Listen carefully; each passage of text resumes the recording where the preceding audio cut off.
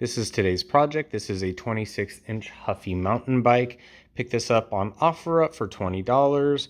What I really liked about this bike and why I went out of my way to go get it was it had a nice seat. It's going to come with a rack. The seller had listed it as having good tubes, tires, probably 50-50. We'll see if they're actually torn up or not. But also that it had trigger shifters. Really don't see trigger shifters on Huffies, at least from what I think this bike is in terms of being several years old.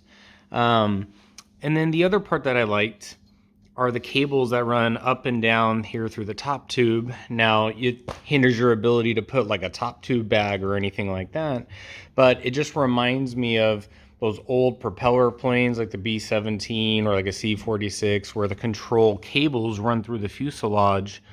It's kind of the same idea. So it kind of reminds me of that, and just overall, it's a nice looking bike. So $20 I don't think is a bad deal for it. Plus, it came with one of those beach cruisers. I think it was the one there in the back. So, pretty good deal overall. We'll get it torn apart, cleaned up, and then we'll get her back on the road. You would think with how nasty and disgusting this drivetrain looks, just overall horrible condition, that it wouldn't shift. But you'd be wrong.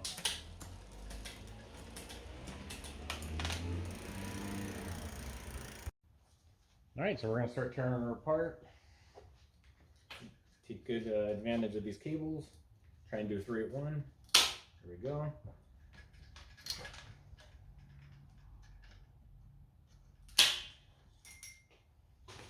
All trash.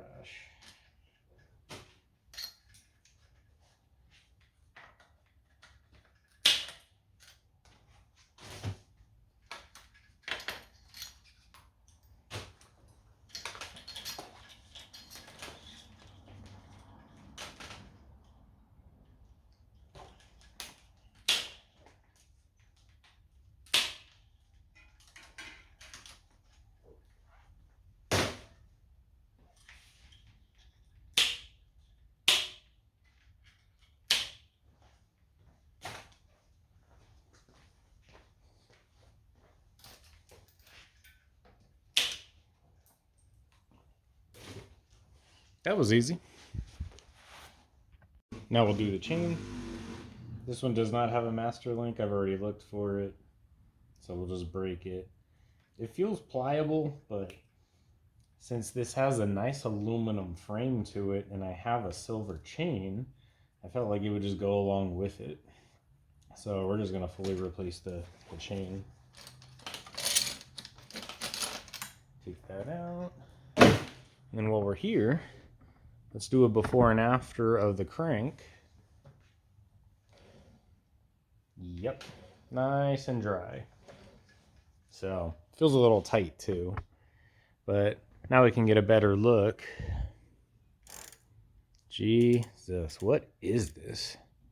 Some sort of crust. It's nasty. But it's got SRAM components. Wheels don't look horrible. There's a little bit of cracking. Give you another look up here of the trigger shifter. A Saigoon? I don't know. That's kind of gummed up too. So all this is going to go in the ultrasonic cleaner. So this is the first time I've ever seen this type of bottom bracket. So it's got a square on it, but then there's a lock nut here. So, I mean, I've done several different types over the last 4 years in terms of working on them. But I can honestly say this is the first time I've seen this exact one. So I'm not even really sure how to take it off. Assuming this is the lock nut, there may be another spacer here. It's kind of hard to see. And then I'm assuming this, since it's pentagon shape here, will also loosen. So does it screw in? I don't know. So we're gonna find out. And I'm kind of regretting taking off the pedals now because I don't have any leverage. Let me see.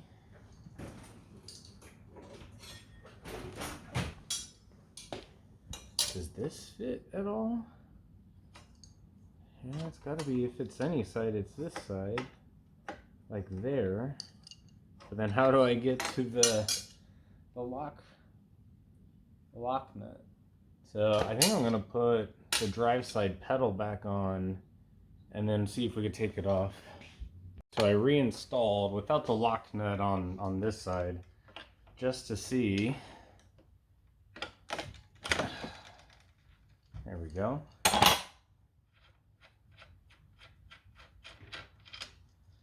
Okay. And then now that's moving. And then this is doing something. I don't know if it's coming off or not. Let me see if I tighten it. Well, in this case, it looks like you're loosening. Oh, wait. Wait. Here's that. Now, what? Okay. So now it stopped spinning. So apparently it was this way. I can't really tell though. There we go. What in the hell? Okay. This is new. All new to me. Apparently there's a cage bearing in there. And then this comes off. And then there's the axle. Wow. I've worked on at least 500 bikes in the last 4 years. I've never seen this. All right, so we got our parts ready for the ultrasonic cleaner, the mystery bottom bracket that we were looking into. Got the rear derailleur here, the freewheel, which the cogs look to be okay. If a new chain skips, then obviously we'll know what else we need to buy. But then we'll also throw in the trigger shifters here to hopefully ungum them up. And then for today, we are just doing Dawn dish soap and some pretty hot water. So we'll run all that through, we'll get the frame cleaned up and polished, and then we can start putting her back together. So I started putting the axle back together, and as a reminder, this unscrewed clockwise, which makes sense based on how you're spinning. So I'm getting it all finger tight here, which is what you would normally do on the other styles. The difference here though is the threads are on with the cone, so I can spin it out, and then spinning it in will tighten it. So I guess what I'm gonna do is I'm gonna get it to right about where it needs to be, and now I'm gonna put this washer back on, and then the lock nut. I'm assuming this is the proper way to do it. I mean, this is the reverse of what we did earlier, so you get it all set up here, and then I'm going to try and keep the cone from spinning while I put a little bit. Nope, that didn't work. So weird. I bet there's a special tool that does this. So let me grab a crank, because that's what we had used previously. Get that loosely installed.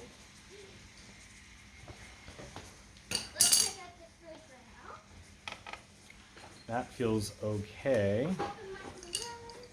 So it'll probably just have to be trial and error. Get it tightened.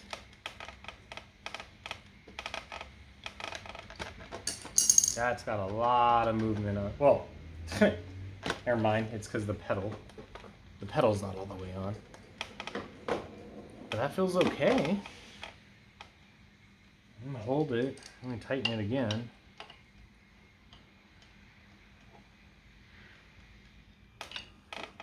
I think we're gonna roll with it. All right, so it's been a few days since we've been working on this bike. You can see I have this purple one pulled out. It's my wife's. This corner is all different because I pulled all the bikes out to get to our generator, because the fires are surrounding us here in Southern California and wanted to be prepared. So halted this for a while, but what I was able to do about a day or so ago is start and put it back together. Has a new chain on it, no cables, which we're going to do today and just finalize the bike. But overall, still looking pretty good. I tried waxing the frame to bring out some of the shine, but not much came out of it. I mean, it's aluminum and it's just all, it's messed up. It needs to be like buffed, but Hey, nobody got time for that. So we're gonna start working on the trigger shifters. I have this one pulled apart already. I've removed the cable. So if you were wondering what's inside, it's just a ratcheting mechanism. See it click here. So got it cleaned out, went through the ultrasonic cleaner, and now we're just gonna recable her. So let's get started. All right, so we got it all set up here. So I've already added the shift cable for the rear derailleur. And then another tip I have is using airline hosing from an aquarium to help you get an idea of about how much housing you need to cut.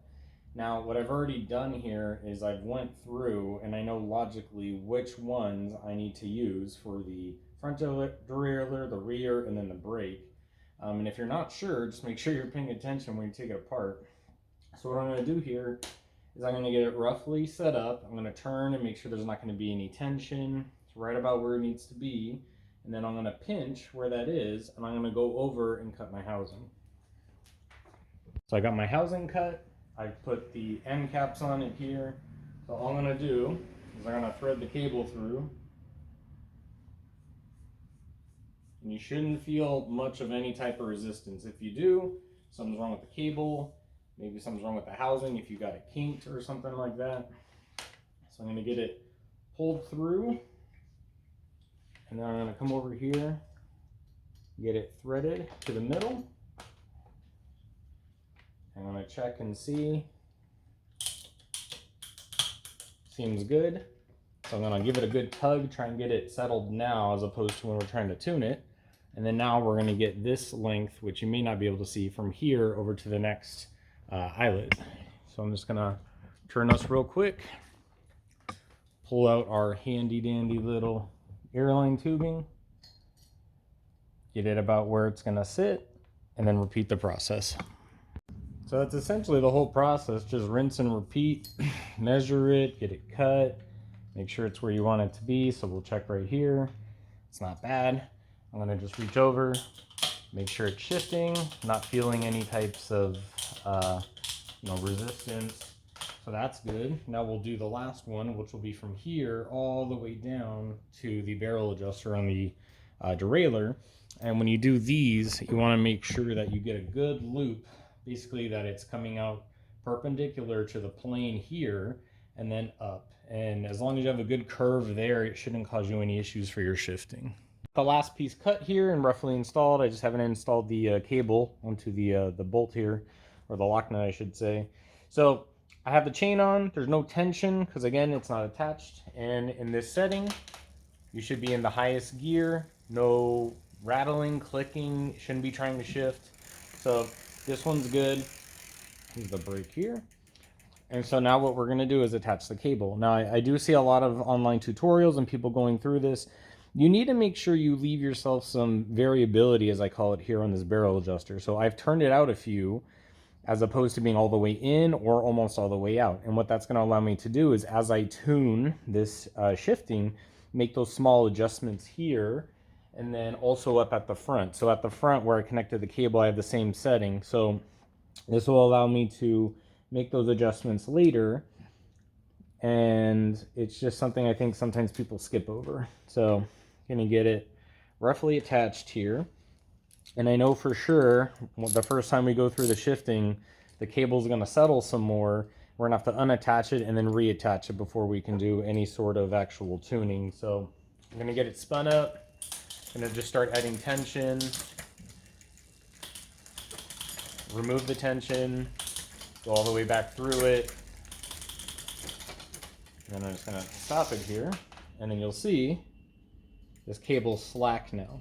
And that's because the system settled as we added tension to go up the freewheel. So all the little ends here, and all the other ones we added, they settled in. And then now that it's loose, we need to reattach it. So I'm going to loosen it once more. I'm just watching the cable. I don't want to add tension because if I add tension, we could mess up the shifting. So all the way, it's all the way on again. I'm gonna go up one, and you can see it. It's trying to jump. So it's trying to jump up to the next gear, and you can see it moving here. So what I'm gonna do is I'm going to tighten the barrel adjuster, and that's going to bring it back to the gear it needs to be on.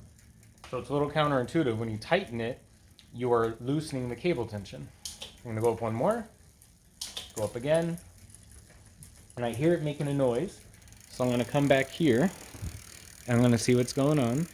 And I know you can't see it, but the chain is starting to rub on the inside of the next gear. So I'm going to go in just a couple more turns back here to get that where it needs to be. So now it's quiet. Go up again and again. One more. And then very carefully, I'm going to push on it, and you could hear it. It's wanting to fall off, and it's also a little bent, I think. Not much I can do on this style derailleur, but come down one. I'm going to adjust the limit screw so that it won't go too far over, and that should keep it from falling off. So we'll do that in a minute. Let's test the shifting again.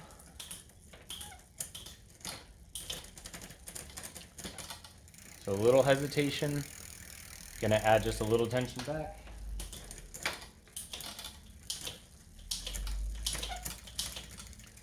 And we'll probably have to do this another time or two over the next day as it settles a little more. I like to do it a few times before I sell it, and I test ride them probably every day before I sell them too. I like to just get out and take them for a spin and make sure it's all working right. So one cable down, 3 to go. All right, so we are all done with the mountain bike. I ended up putting on the rest of the cables, as you can see here. Looks pretty nice overall with the new noodles. Still a little bit of rust over on the brake mounting point here for the noodle. I don't know what you call it, but overall really nice bike. I already put everything away and I got the car back in the garage and realized I hadn't done the video yet. So hopefully somebody will get some good use out of it. I think it came out really nice. Really like having all the exposed cables up here. I'm sure some people don't like it, but I think it's pretty cool. So hope you learned something, and thanks for watching.